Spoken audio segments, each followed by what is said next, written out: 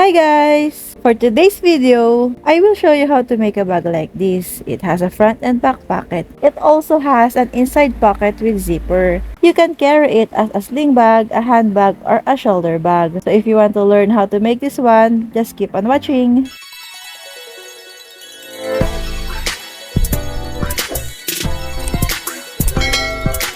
Okay, for the outer part of our bag, we need two fabric, any fabric of your choice, 15 inches wide and 12 inches long, and two canvas, 15 inches wide and 12 inches long. For this bag, I am going to use a heavy satin fabric. So before we start sewing, press that fabric, the outer fabric, and the canvas together. For the outer pocket, I am going to make two outer pockets, one at front and one at back. I made this design to make it look like a secret pocket. For the handle, we need two canvas, 16 inches long and 1 inch wide. The one I show you on that video is actually 2 inches, but I cut it before sewing and make it into a 1 inch wide. For the strap of our bag, we need canvas, one piece, 46 inches long and 1.5 inches wide. And for the cover, we need 4 inches wide and 46 inches long. For the inner layer of our bag, we need two pieces of 15 inches wide and 14 inches long. For the bag zipper, I am going to use a 13 inches long zipper number 5. For zipper panel, I am going to use a 4 pieces satin fabric, 15 inches wide and 3 inches long. And for the inner pocket, I am going to use a 6.5 inches zipper number 5 fabric that is 18 inches long and 8 inches wide. You can use 2 pieces of 9 inches long if you want. Before I start sewing, I burn the edges of all my satin fabric to prevent it from fraying. Okay, let's start with the outer part of our bag. Press together canvas and the outer fabric, and that would be the two sets, which would be the front and the back of our outer bag. At the bottom part of our fabric, let's mark 6 cm wide and 5 cm long on both sides, and then cut it. Set it aside and let's make the outer pocket. That would be the 15 inches wide and 4 inches long. Lay it flat with the right side facing each other and then sew the wrong side of fabric top and bottom. Then turn it inside out and press your fabric like that and then top stitch. If you want it to look like a secret pocket, make sure to use exactly the same color as your fabric so the thread will not be visible. That is actually what I want when I made that design. I want my pocket to look like an invisible one, but I ran out of dark brown thread and now my secret pocket became a really obvious one. Now take the outer fabric and then mark it at least 1 centimeter. That would be the seam allowance, and place your pocket fabric in there and then sew the both side and bottom of your fabric. Then fold it in the middle to get the center of your fabric. Then sew the middle of your pocket. If you want it to look like an invisible one, make sure to use the same color thread as your fabric so the stitch will not be visible. And then do the same thing on the other outer layer fabric and the outer pockets. Do the same thing and then lay it flat with the right side facing each other and then sew the both side and the bottom of your fabric, and we will sew on the wrong side. Cut the excess fabric and then sew the corner like that.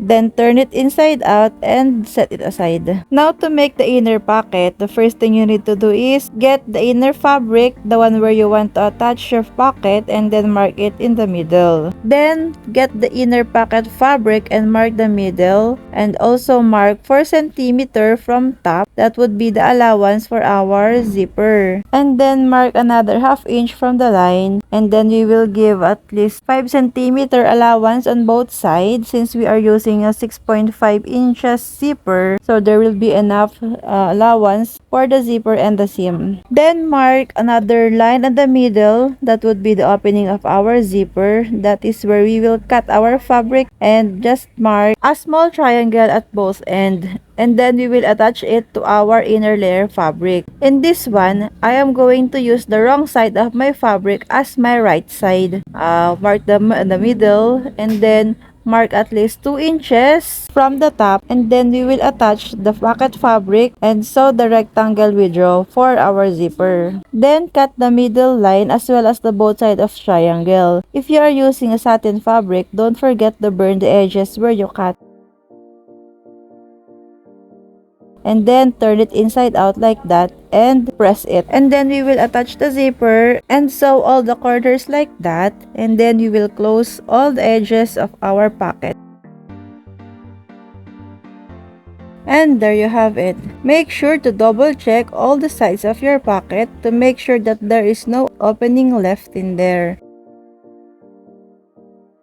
Then we will attach the other side of our inner layer fabric and with the right side facing each other. And before that, we will mark 5 cm by 5 cm at the bottom of our fabric and burn the edges where we cut. And then we will sew the both side of our fabric, and at the bottom we will leave an opening in there. That is where we will pull our bag when we turn it inside out. The wrong side of our fabric is where you can see the pocket, while the right side is where you can see the zipper pocket.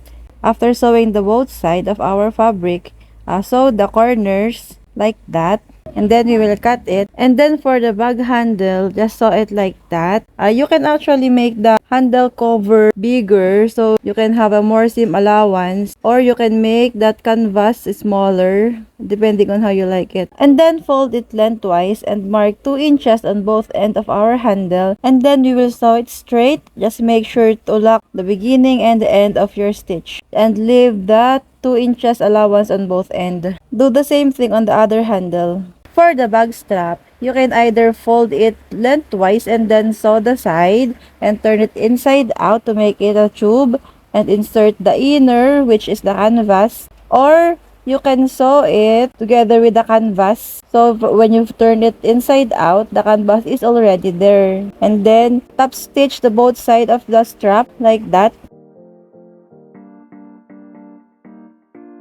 And then for the zipper, we will attach the zipper panel.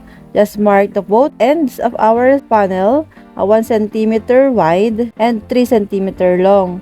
Then cut and burn the edges. And then mark the middle of your panel as well as the zipper. Then we will sew it with the zipper in the middle. And in this one, I am using both satin as my inner and outer fabric. But you can actually use a different fabric and sew it like that. And then top stitch. And then do the same thing on the other side. Just make sure that the right side is on the right place. And don't forget to top stitch, because in this video, I actually forgot to top stitch it before sewing the corners. And then we will sew the top fabric together like that with the right side facing each other.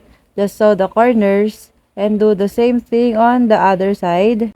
Just sew it together like that. Make sure that the right side is facing each other. Then sew the opening at both ends of our fabric so we can also lock our zipper and cut the excess fabric. Then don't forget to burn it so it won't fray. Then fix it like that. And this time, I top stitch my zipper because I forgot to top stitch it earlier. And then we will sew all the edges of our fabric. And then for the exciting part, we will now assemble our bag. So first, get the center of your bag, that is the outer layer of your bag. And from the center, measure 4 inches to the right. And then another 4 inches from the center to the left. Mark it, and that is where you will attach your handle. Do the same thing on the other side of your bag. And then for the strap, you just need to attach it at the side of your bag and then sew all around it. And then cut all the excess fabric. Then for our inner layer, we will put the zipper in there, attach it like that, insert the zipper panel inside like that, so all around it.